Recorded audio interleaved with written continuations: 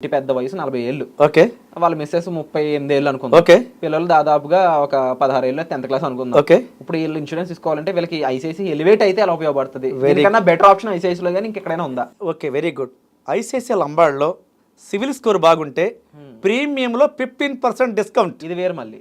అది ఎలివేట్లోనే ఎలివేట్ పాసనే సివిల్ స్కోర్ బాగుంటే, మీ సివిల్ స్కోర్ బాగా ఉంటే ప్రీమియంలో 15% డిస్కౌంట్. అంటే ఫర్ ఎగ్జాంపుల్ ఓ 1,00,000 తీసుకుంటే పోనీ అనుకుంటే ఓ 15 20 ఇంకో విషయం, ఎన్ఆర్ఐ కస్టమర్ అయితే 25% డిస్కౌంట్ అవుట్ ఆఫ్ ది.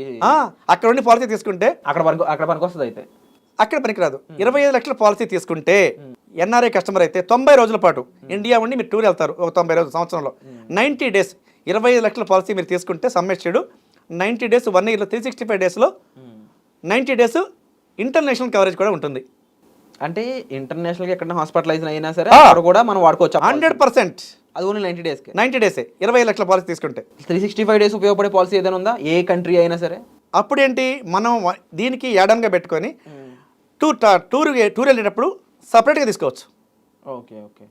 అంటే ఇప్పుడు పాలసీలు నాకు ఇది కొత్త పాయింట్ సార్. ఇది నిజంగానే మనం వేరే కంట్రీస్ వెళ్ళినప్పుడు కూడా పాలసీలు యూజ్ తీసుకోవచ్చు. వెళ్తా మనం ఏ కంట్రీ వెళ్తున్నామో, ఎన్ని రోజులు ఉంటామో, వీసా పాస్పోర్ట్ కనుక మాకు ఇస్తే, అది ఎన్ని రోజులు ఉంటావు చెప్తే అన్ని రోజులకి నీకు ఎంత ఇన్సూరెన్స్ కావాలో అన్ని డాలర్స్ చెల్లిస్తే ఇన్సూరెన్స్ రెడీ.